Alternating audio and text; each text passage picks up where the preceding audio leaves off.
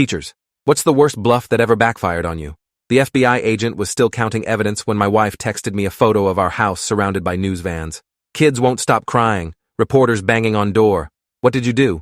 I stared at the message while Agent Thompson bagged another stack of fake concert tickets from my desk. 6 hours ago, I was Mr. Davidson, respected math teacher. Now, I was the face of the biggest high school money laundering scandal in state history. It began 3 weeks earlier during parent-teacher conferences. Ethan's mother arrived in a Bentley wearing jewelry that sparkled under the fluorescent lights. She apologized for being late, explaining she'd flown in from a business meeting in the Cayman Islands. For a woman whose tax records showed she worked part-time at a local deli, her lifestyle seemed inconsistent with reality. Luna's father made me even more suspicious. He insisted on paying his daughter's field trip fee in cash, pulling out a roll of hundreds like he was buying groceries. When I mentioned we preferred checks for record-keeping, his face went white. Cash is cleaner, he said, then corrected himself. I mean, simpler. Cash is simpler for busy families. The final red flag came during lunch duty. I was monitoring the cafeteria when I noticed Kai arguing with the cashier about his account balance. Just process it as 300 sandwich purchases, he said urgently. The system doesn't track individual items, right? The cashier looked confused but entered the transaction. Kai paid with a credit card that had someone else's name on it. I started paying closer attention to these students. Zara carried a different designer handbag every week, each worth more than most families spent on groceries monthly. She claimed they were gifts from relatives, but I taught her siblings and knew the family struggled financially. During band practice, I overheard her telling someone on the phone about moving the concert revenue before the quarterly audit. My wife found me Googling teenage money laundering signs at midnight on a Thursday.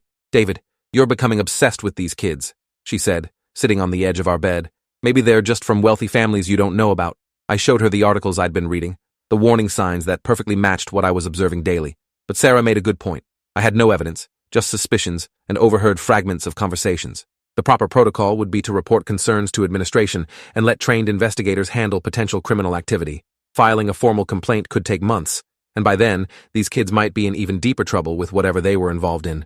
The decision that destroyed my life came Friday morning after I witnessed something that made my blood run cold.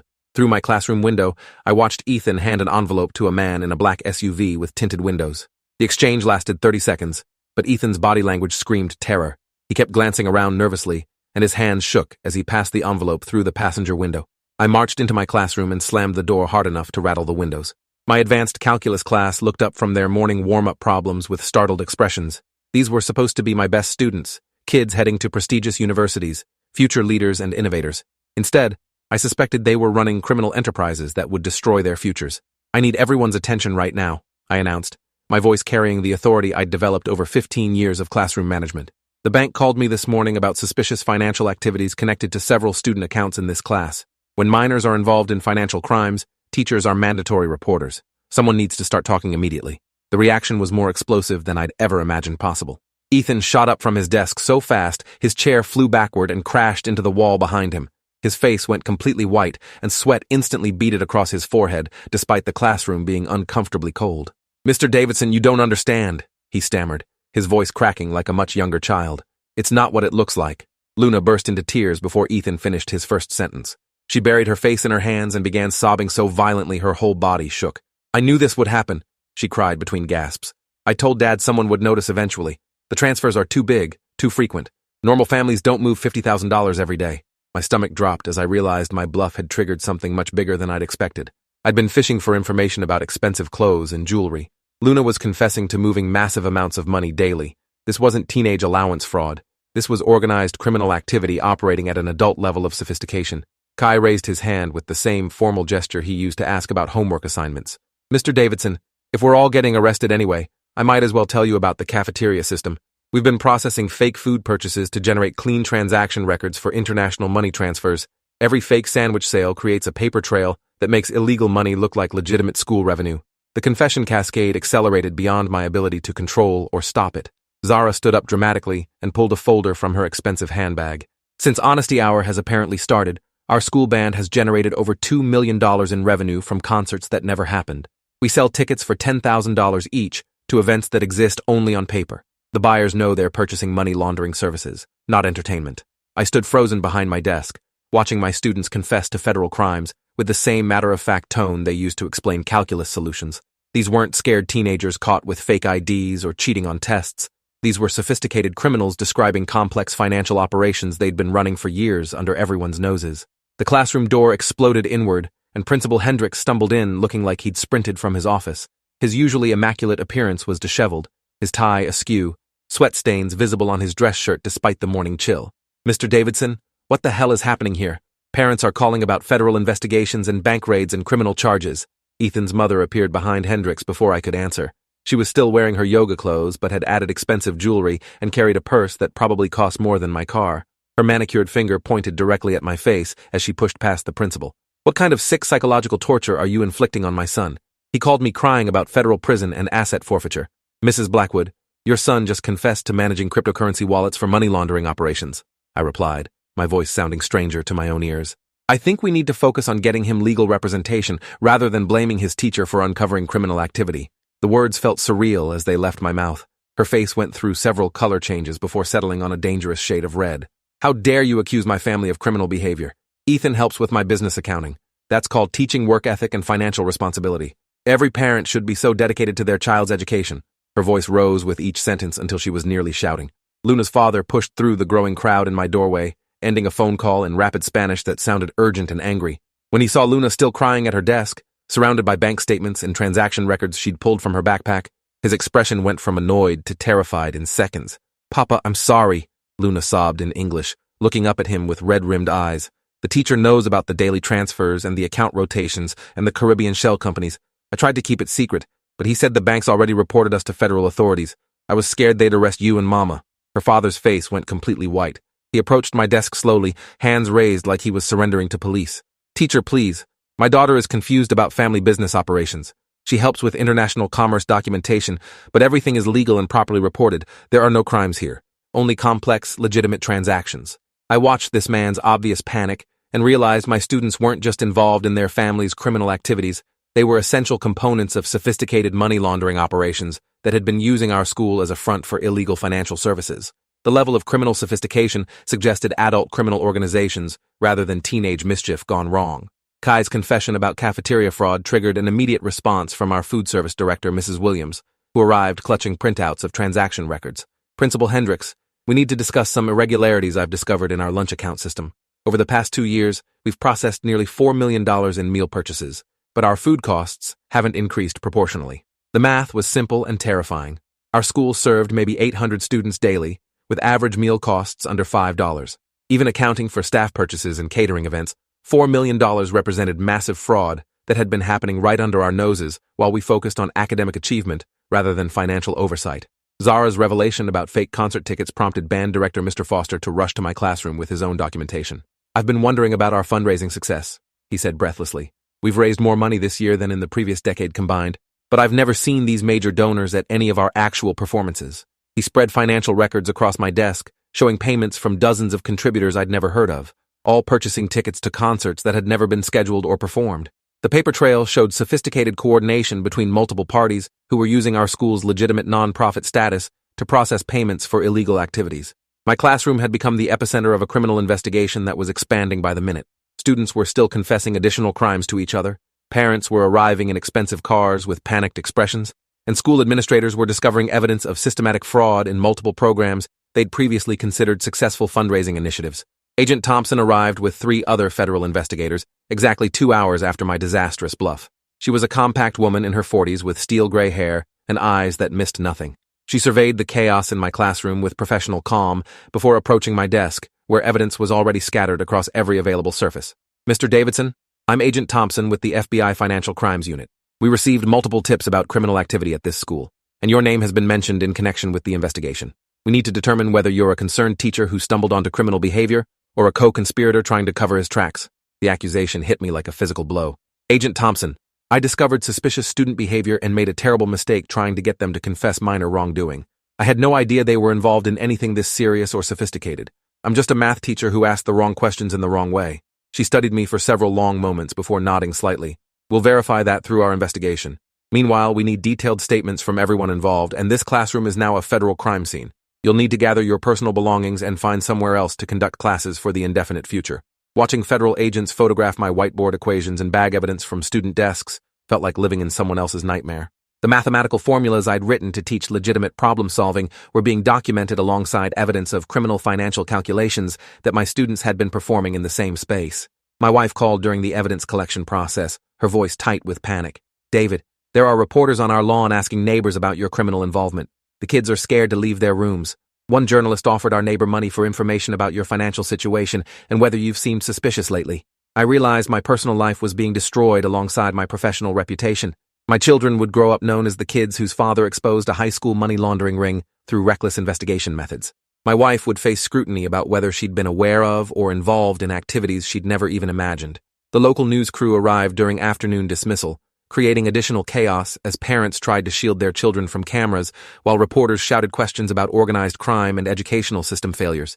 I watched through my classroom window as families who'd seemed normal that morning were suddenly running from media attention like fugitives from justice. Superintendent Williams called an emergency meeting for 6 o'clock that evening, demanding explanations for how such extensive criminal operations had been functioning within our educational system without detection.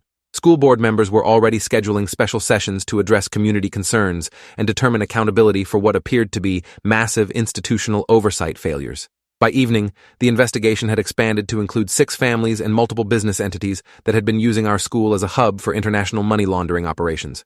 What I'd thought was teenage spending money had connected to criminal organizations moving millions of dollars across international borders through educational institution accounts. Jerry, our veteran janitor, became an unexpected star witness when investigators learned about his methodical approach to collecting and preserving discarded documents. His routine of emptying trash cans and recycling bins had preserved evidence that criminal families thought they'd destroyed, including Bitcoin wallet passwords, international banking codes, and encrypted communication instructions. "I always figured important-looking papers might be needed later," Jerry explained to Agent Thompson with his characteristic understatement. "These families threw away a lot of financial documents that seemed too important for regular trash. I kept everything in case someone asked about missing paperwork later." His innocent habit of preserving important papers had created a comprehensive archive of criminal evidence spanning 2 years of illegal activities, bank routing numbers, cryptocurrency transaction codes, and detailed instructions for moving money through educational accounts painted a complete picture of how the scheme had operated. The prosecutor's office filed initial charges the following Wednesday, creating a media firestorm that brought national attention to our small community. Ethan's father was arrested for using his construction company as a front for cryptocurrency laundering operations that had processed over $15 million through various accounts, including our school's maintenance fund. Luna's family faced federal racketeering charges after investigators discovered they'd been coordinating with cartels to move drug money through legitimate educational accounts.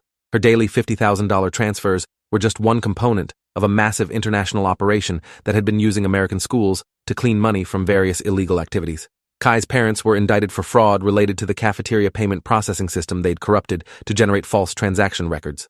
Their scheme had stolen legitimate school lunch funding while creating paper trails that made illegal money appear to be legitimate food service revenue generated by our educational programs. Zara's fake concert ticket operation revealed the most sophisticated criminal enterprise, with documented connections to organized crime families in 3 states.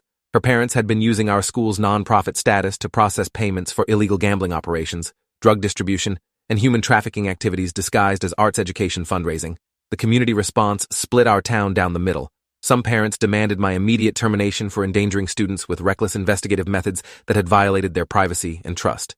Others called me a hero for exposing criminal activities that could have continued indefinitely while corrupting additional students and families. Death threats arrived by mail and email, both supporting and condemning my actions. Someone spray-painted "snitch" across my driveway in red letters 3 feet high. Another person left flowers on my doorstep with a note thanking me for protecting their children from criminal exploitation they'd never suspected. My suspension hearing lasted an entire day, with lawyers arguing about whether my classroom bluff constituted appropriate concern for student welfare or dangerous psychological manipulation that had violated minors' rights and potentially compromised criminal investigations. The teachers' union defended my intentions while acknowledging my methods were completely unprofessional and potentially illegal themselves. 3 months later, I was reassigned to Roosevelt Middle School across town with a formal reprimand permanently attached to my personnel file. The investigation I'd accidentally triggered had led to 19 arrests and the seizure of over $37 million in assets connected to various criminal enterprises that had been operating through our educational system. Ethan received juvenile detention and 5 years probation after cooperating with federal investigators. His testimony helped prosecute adult criminals who had been exploiting him and other teenagers as essential components of money laundering operations. He was placed in witness protection after credible threats from criminal associates seeking revenge for his cooperation. Luna's family fled to Mexico during their trial, abandoning their house, businesses, and extended family members who'd been unaware of their criminal activities. Federal marshals seized their assets, but the family disappeared into a network of international criminal organizations that had been using American educational systems to move money globally. Kai testified against his parents in exchange for immunity from prosecution, then entered witness protection when threats from their criminal partners made his continued presence in our community dangerous. His parents received federal sentences totaling 63 years for their roles in systematic fraud that had stolen educational resources while facilitating international criminal activities. Zara's case became a landmark federal prosecution for using educational institutions in organized crime operations. Her parents received life sentences for racketeering, fraud, conspiracy, and numerous other charges related to their leadership roles in criminal enterprises that had exploited multiple school systems across several states for money laundering purposes. Jerry received commendations from both the FBI and local law enforcement for his inadvertent evidence collection and complete cooperation with federal investigators. The school district implemented comprehensive new financial oversight protocols and mandatory training for all staff members to recognize signs of criminal activity involving students or families. 2 years later, I was teaching basic mathematics to 7th graders in a school where expensive watches were rarities and cryptocurrency was purely theoretical. My classroom walls were covered with elementary arithmetic problems instead of evidence markers, and my biggest disciplinary concern was cell phone usage during instruction rather than federal financial crimes. The case became required reading in education programs nationwide, studied as both a cautionary tale about improper investigation methods and an accidental success story about protecting children from criminal exploitation. My name remained permanently associated with the largest educational money laundering scandal in American history, discussed in law enforcement training programs and academic ethics courses. Now I teach students who face poverty and academic challenges instead of criminal sophistication and federal charges. Their problems are honest and straightforward, their needs clearly defined by educational rather than legal standards. When I notice unusual student behavior, I follow established protocols and document everything through proper administrative channels, having learned that good intentions without proper methods can cause more harm than help.